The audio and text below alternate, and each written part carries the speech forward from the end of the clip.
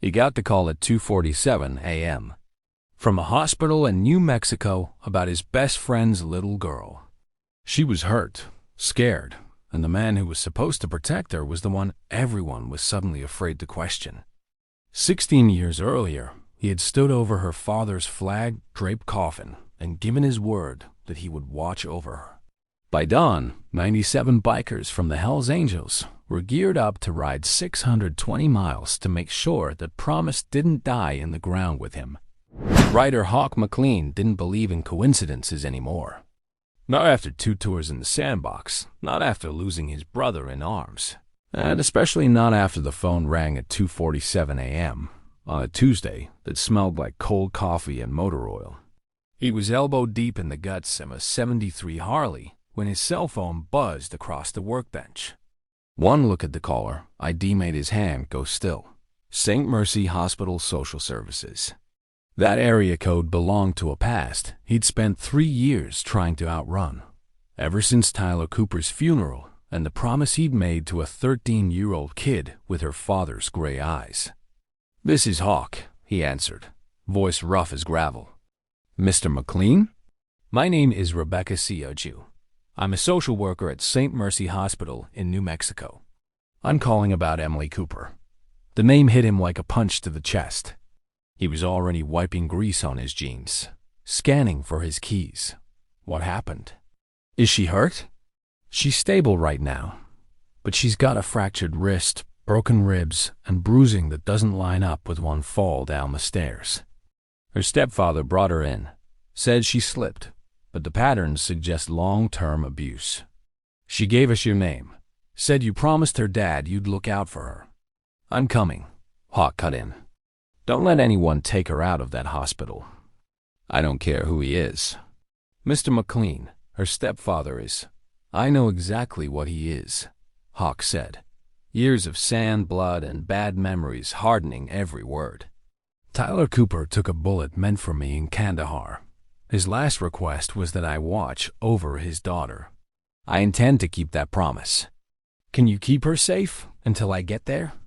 There was a long pause, the kind that decides whether a kid makes it or not. "How fast can you get here?" She finally asked. "Give me 18 hours, and Miss you, thank you." Not everyone would have made this call. When the line went dead, the garage felt too quiet. Ryder stared at his reflection in a chrome mirror.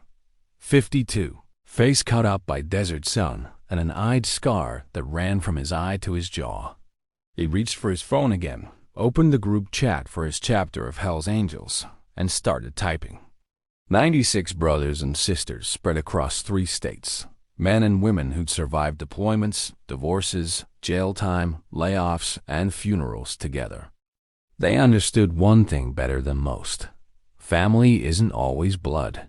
Sometimes it's forged on the road and tested in the worst nights of your life. "Emily needs us. Tyler's girl. Hospital in New Mexico. Domestic situation. Wheels up at 5 a.m. This isn't a ride. This is family." The replies hit like distant thunder. "I'm in. Count me there." For Ty, within 10 minutes, every patch holder replied. Within 20, his phone lit up with offers of gas money, lawyers, spare bikes, and people rearranging their lives at 3 a.m. because a brother had called. By the time Arizona's sky started bleeding from black into orange, the lot outside Hawk's shop looked like something out of a movie. 97 bikes lined up in tight formation, pipes rumbling low. Crumb catching the first light. These weren't the cartoon villains you see in scare-piece news segments. These were construction bosses, nurses pulling double shifts, high school teachers, retired Marines. They all had mortgage, kids, and day jobs, but they also had cuts on their backs and loyalty in their bones. Hawk stepped up front, his President rocker visible under his jacket. "Listen up," he called. The noise died down to a low growl. "We've got 620 miles ahead of us. We ride tight, we ride legal, and we don't give any cop a reason to light us up. End of the road is a 16-year-old girl who asked for help. End of the road is a promise we made to a fallen brother. What's the move when we get there?" Bear, his 6'4" enforcer asked. "We protect Emily," Hawk said. "Whatever it takes. But we do it clean. No threats, no swinging. Nothing they can use to paint us as the bad guys. Her stepfather is a cop. He'll be hunting for an excuse." An older woman with gray hair and braids, people called her Mama Joe, spoke up. "So we just stand there and smile pretty while some badge tries to drag that kid back to hell?" "No," Hawk said, a dangerous calm in his eyes. "We stand our ground legally. I already called Chains." That name rippled through the pack. Marcus Chains Wellington, once a patched-in rider, now one of the sharpest defense attorneys across 3 states, had hung up his cut for a suit, but never stopped picking up the phone when family called. "Chains is meeting us at the hospital," Hawk said. "He's already filing for emergency guardianship and a protective order. We play this by the book, but make no mistake, that girl is not walking out of there with him." A roar of engines and voices answered him. When they finally rolled into New Mexico, St. Mercy Hospital had never seen anything like it. The rumble started blocks away, rattling windows and waking patients. 97 bikes flowed into the lot like a steel river, breaking into perfect rows at a raised fist from Hawk. Within minutes, the engines died. The sudden quiet left only the echo of what they'd just declared. "We're here, and we're not backing down." Hawk walked into the lobby alone. His boots clicked on polished tile, his scar catching fluorescent light as every face turned toward him. A young nurse hovered over a panic button until a familiar voice cut through the tension. "Tom, over here." Rebecca stood by the elevator, dark circles under her eyes, clipboard clutched tight. She'd already seen the ocean of leather and chrome outside. "You brought a lot of people," she said. "I brought family," Hawk told her. "Where is she?" "4th floor." 2 cops already posted in the hall. Meds, bruises, fractures, and a hospital social worker who'd finally decided enough was enough. Rebecca laid it out in a small consult room. Years of unexplained injuries. Long sleeves in summer. Family emergencies on school notes. A respected police officer stepfather who always had the right words and the right paperwork. A community that saw a uniform and never looked any deeper. "We can't hold her past today without a court order," Rebecca said. "Legally, he can sign her out." "So you're telling me I rode 620 miles and he can just walk out with her?" Hawk asked, every muscle tight. "Unless we get that emergency order filed and accepted, yes." "Then we better move fast," he said. "Can I see her?" 5 minutes, Rebecca said. "No more without guardian consent." Room 412 held a girl who looked like she'd lived 3 lifetimes in 16 years. Dark circles, casted wrist, ribs taped under thin cotton. But when she saw him, those gray eyes, her father's eyes, lit up through the fear. "Uncle Hawk, you actually came?" "I promised your dad," he said, swallowing past the knot in his throat. "The dam broke." Tears, shaking, and a truth she'd clearly carried alone for too long. "He killed my mom," Emily whispered. "I know he did. Nobody believes me." Those words rearranged everything in Hawk's head. Minutes later, Rebecca reappeared, pale. "Easier." He brought 2 officers and an attorney. "Security called him as soon as your bikes hit the lot." Hawk squeezed Emily's hand. "I'm not letting him take you. That's a promise." Downstairs, Officer Daniel Morrison walked into the lobby like he owned the building. Pressed uniform, polished shoes that practiced good cop smile people instinctively trusted. 2 officers flanked him, along with a suit carrying a briefcase. Hospital staff hovered, torn between policy and the gut-level sense that something was very wrong. "Tom McLean," Morrison said, loud enough for everyone to hear.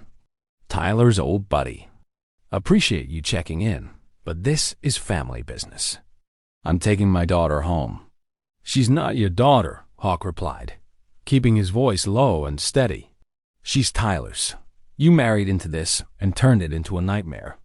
The attorney stepped up, talking about legal custody and signed discharge forms. Hawk pushed back with one simple point. Emily was 16, conscious, and had the right to say where she felt safe. "If she wants to go with you, I won't stop her," he said. "Let's ask her. No badges, no lawyers, just the three of us." Morrison's jaw ticked. He glanced at his watch again, clearly in a hurry. Whatever he had in motion didn't include this many eyes on him. "You have no idea who you're messing with," Morrison muttered when they were close enough. "I have friends in every courthouse in this state. I've put away guys like you for less than this." "We're not the ones who put her here," Hawk said. "And deep down, you know that." Before the lobby could tilt into a full showdown, the automatic doors opened again. "Somebody call for a lawyer?" A voice drawled. Marcus Chains Wellington walked in like he was entering a courtroom he'd already won. Three-piece suit, silver hair, eyes that missed nothing. Behind him, the rest of the club had tightened up just outside the entrance, standing shoulder to shoulder in a silent wall behind the glass. Chains shook Hawk's hand, then introduced himself to Morrison and his attorney, like he was greeting opposing counsel in a case he'd prepared weeks for, not hours. "I filed for emergency guardianship on behalf of Emily Cooper," Chains said, sliding documents across the front desk. "Judge Herrera has agreed to an emergency hearing via video tomorrow morning. Until then, she stays in this hospital under protective care. Any attempt to move her is a violation of a pending order." By then, the local news trucks were already swinging into the lot. 97 Hells Angels showing up at a hospital for one kid. That's a story in any town. Cameramen and reporters pushed through the doors, microphones hot. Morrison tried to frame it as a private family matter exploited by a motorcycle gang. Chains countered with the phrase that made every journalist's ears perk up: child who asked for help and a promise being kept. "Go talk to Tom," he told the reporters quietly. "He's the reason we're all here." Hawk hated cameras, but the stakes were bigger than his discomfort. With Chains at his elbow, he stepped outside. "My name's Tom McLean," he told the cluster of mics. 16 years ago, I deployed with a man named Tyler Cooper. He saved my life. Before he died, he asked me to look after his daughter if anything ever happened to her. 3 years ago, I promised him over his coffin that I would. Last night, that girl called for help. So I came. We came. We're not here to fight. We're here because when a kid says she's not safe, somebody has to listen." The story hit social media like gasoline on match. By midnight, #promise kept, and clips of the Hells Angels standing silent in the lot were already circulating. Through the night, the club turned the parking lot into a guarded camp coffee, folding chairs, quiet watch rotations. Inside, Chains worked the phones and dug into Morrison's finances, coaching history, and the string of accidents that followed Emily's mom from ER to ER. A hospital social worker slid over copies of old medical records that told their own story. Broken bones, concussions, bruised ribs spread across different hospitals, different towns, all under neat little accident labels. By morning, the emergency hearing room felt like a pressure cooker. A laptop sat on the table. Judge Patricia Herrera's face on screen, eyes sharp behind her glasses. On one side sat Morrison, his lawyer, and a stack of glowing character references from fellow officers and church volunteers.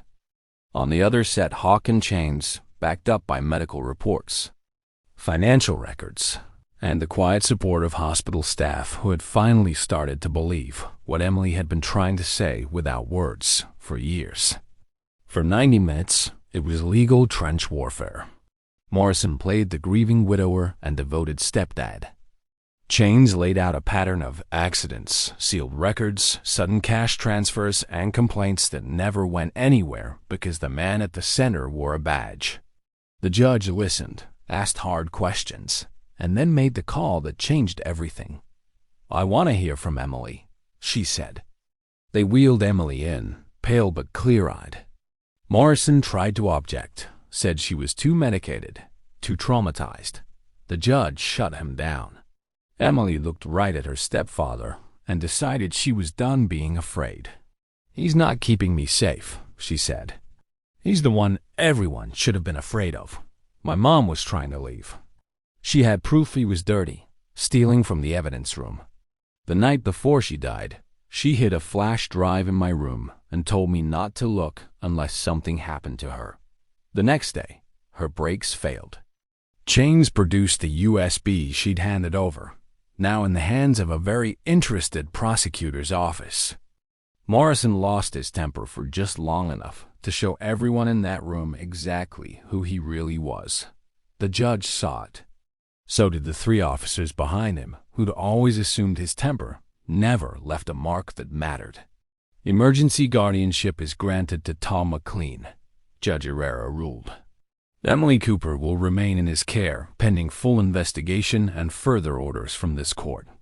That evening, the sun burned low over New Mexico as Emily stepped out the hospital doors wearing a small leather jacket Mama Joe had somehow tailored between court filings and coffee runs.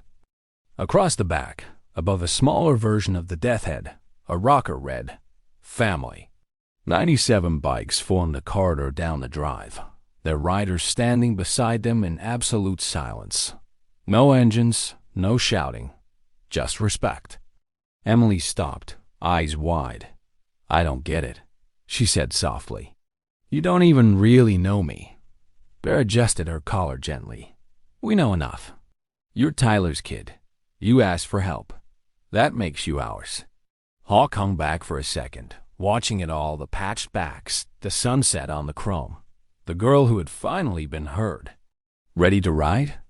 he asked her, finally stepping up. "Where are we going?" she asked, glancing once toward the hospital where Morrison was sitting in a holding cell answering questions he never thought he'd face. "Arizona, my place. Guest room's yours as long as you need it. Chains will handle the paperwork. We'll handle the rest. Your dad would have wanted you safe. That's the only thing that matters now." "Uncle Hawk," she said, voice breaking just a little. "Thank you for coming, for believing me." "Always," he answered. She climbed carefully onto the back of his Harley, her good arm wrapping around his waist. At his signal, 97 engines roared to life in perfect unison, a wall of sound that shook the air. But this time, it wasn't fear they carried. It was relief. They pulled out as one. Hawk at the front with Emily behind him, Bear and Mama Joe flanking their sides. Chains somewhere in the pack already talking to another DA on a Bluetooth headset. Cars slowed, people filmed, some even smiled and waved. On that stretch of highway, with the desert turning gold around them, a biker promise made 16 years ago finally came full circle. Some people say men like the Hells Angels are nothing but trouble. That night, in that state, 97 of them proved something else. Sometimes the loudest, roughest people in the room are the ones who show up when it counts. And some promises are worth riding 620 miles in the dark to keep.